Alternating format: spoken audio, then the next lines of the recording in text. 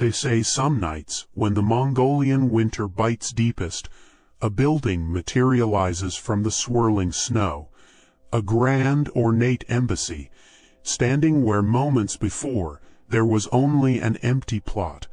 No nation claims it in Ulaanbaatar. People first dismissed it as a trick of the light, or perhaps too much local spirits. But then, the reports started coming in from different corners of the city, all describing the same impossible structure. A man, bundled against the fierce cold, once saw it emerge from the whiteout directly ahead of his car, its elegant facade stark against the dim city lights. He slammed on the brakes, heart pounding, recognizing the distinctive architecture of a foreign legation, yet knowing there was no such building there. He pulled out his phone, pulled up his GPS. The map showed nothing but vacant ground. That was strange enough. But then, as he stood shivering on the pavement, staring at the impossible building, his phone screen flickered. A tiny icon, a flag he didn't recognize, now pulsed exactly where he looked back up at the building, then down at his phone. The embassy was undeniably there, reflected on his screen, a ghostly digital twin. He took a single step back, away from the curb, and the icon vanished from the map. It was as if the building existed only when directly observed, a paradox of stone and software. No one knows why it appears, or what it represents, only that when the wind howls just right, and the snow falls heavy, it might just be waiting. The crisp Ulaanbaatar air bit hard as the agent approached the coordinates. There it was, unmistakable. A grand, imposing embassy building, its architecture out of place, yet undeniably present. He saw it with his own eyes, a dark silhouette against the winter sky, just a few blocks ahead. The agent began to walk.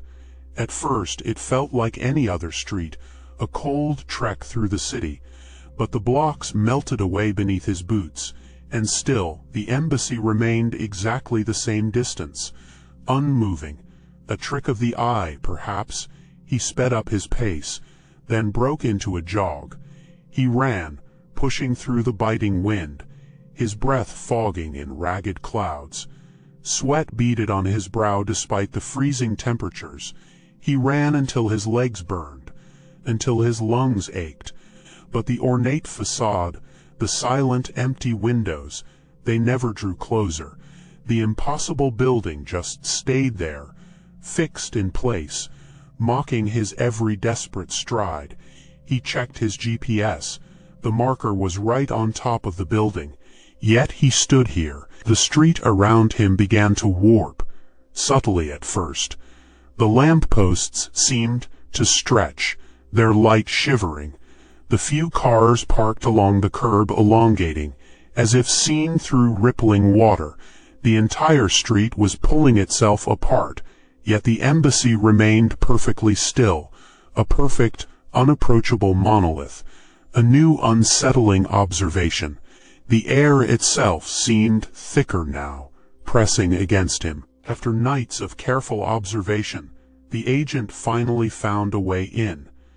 The heavy, ornate doors swung inward with an almost silent groan, revealing an entrance hall that seemed ordinary at first.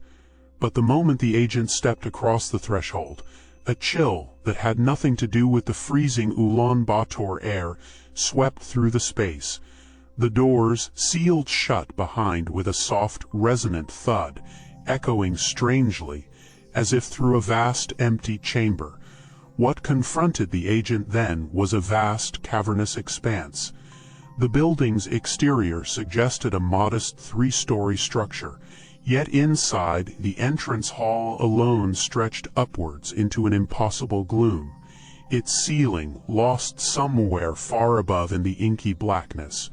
Corridors branched off in multiple directions, some fading into shadows, others twisting in ways that defied basic architectural understanding. They stretched impossibly far, each turn leading not to a logical sequence of rooms, but to another identical, seemingly endless stretch of hall. Each step echoed, swallowed by the sheer, unreasonable scale of the place, further disorienting the explorer. No one knows why, but the air grew heavier with each turn, thick with an unseen presence, a profound bewilderment mixed with a chilling dread. This place was not merely empty, it was wrong, a labyrinth that mocked all reason, and it felt like something inside was finally waking up. The agent pushed deeper, the silent, gilded corridors unfolding endlessly before him. At first it was just a subtle disorientation, a feeling of time slipping, as if a minute stretched into an hour, or an hour vanished in a breath. He'd check his watch, then blink, and the hands would have barely moved, or inexplicably jumped. Then, the objects began to play their cruel game. He reached for his comms unit, clipped securely to his vest, just moments ago. It was gone.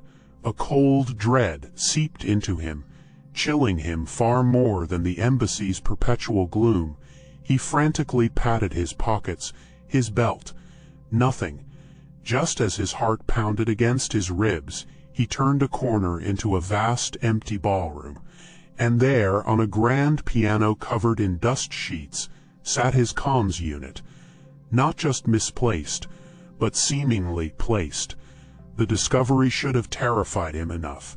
Instead, it felt like the embassy was only beginning to reveal its rules. But then things got worse. His field notes, meticulously kept in a waterproof. Minutes later, he found them, not in the next room, but across what felt like an entire wing, resting on a pedestal in an art gallery he swore he'd walked past twice already. The handwriting within, his own, chronicled events he hadn't yet experienced. One page described a room called the consular chamber. The agent had never heard of it before. 3 hours later, he found the room exactly where the notes said it would be. The embassy wasn't just a place, it was a hungry, shifting memory. The agent had tried to make sense of the place. A compass was useless, a tape measure an exercise in futility.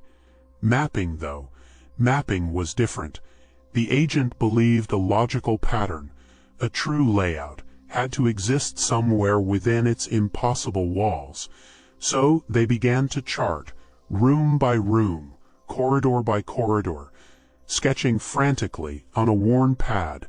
At first it was slow, painstaking work. They meticulously marked the peeling wallpaper, the dust-choked furniture, the bizarre architectural details. But then things got worse. A hallway they'd just exited, a path clearly marked on their half-finished map, was suddenly gone. A solid wall stood where a door had been moments before, its paint fresh, its wood unblemished, as if it had always been there. Panic began to prickle, cold and sharp. Turning back, a completely new corridor now stretched out, dimly lit and eerily quiet, its existence impossible.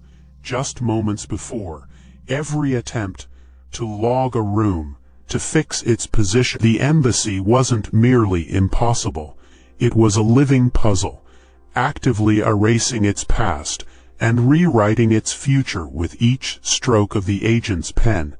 It felt spiteful. With each shifting wall, the way out seemed to vanish a little further into the ever-changing labyrinth. The agent hurried through another identical corridor, each door a duplicate of the last, each turning leading back to an unsettling familiarity.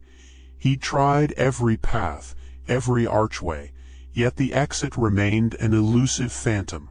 A desperate heavy silence had settled, thick and cold, amplifying the anxious thump of his own heart in the oppressive quiet. Then it began. A faint, almost imperceptible whisper brushed past his ear, a sound that held no words, just a breathy, chilling presence. He spun around, his flashlight beam cutting through the gloom. But the corridor behind him was utterly empty, just as it had been.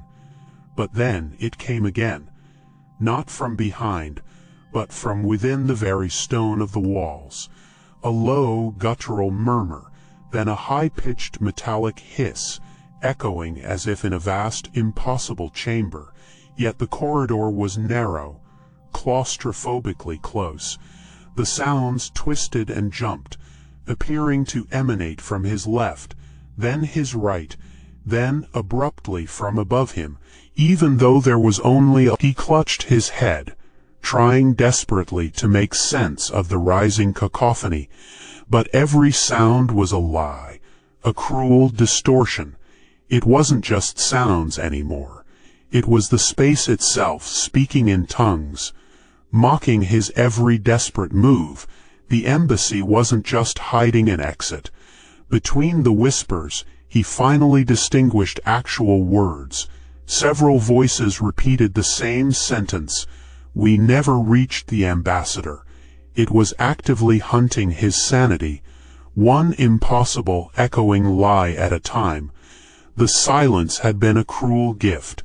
This was utter, inescapable torment. The air inside grew thick, almost viscous, making every breath feel heavy. What were once solid, ornate walls began to ripple, their textures blurring.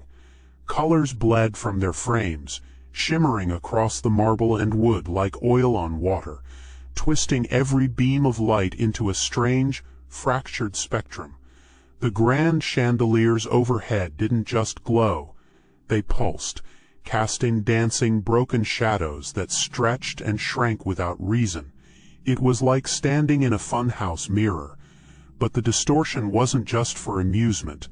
As the visitor moved past a polished bronze plaque, their gaze snagged on their own reflection. But it wasn't right.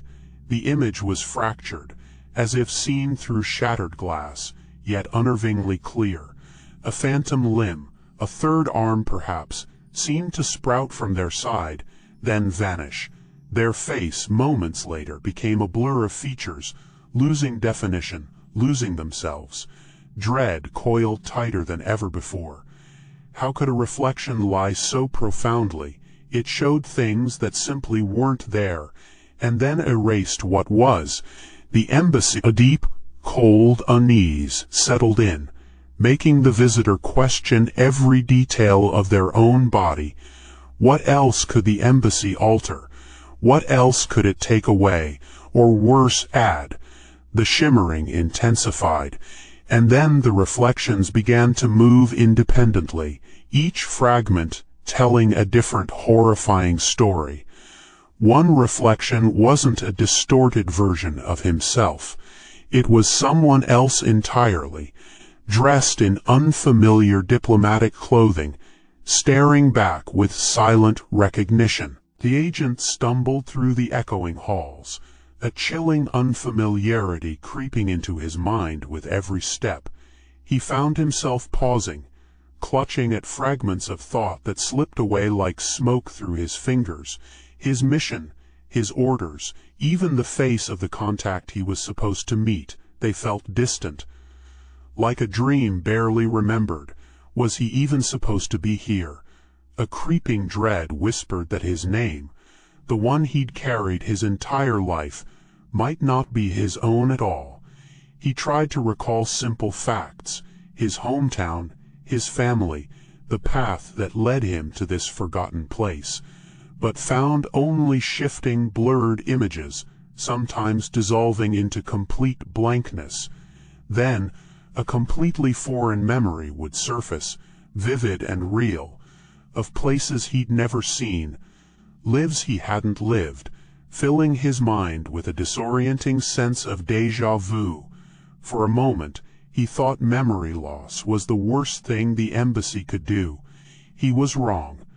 The worn compass he'd always carried, a personal token, now had intricate, unearthly a small, laminated photograph he'd cherished, brought for comfort, depicted a stranger smiling back, its corners curling into an impossible, fleshy spiral.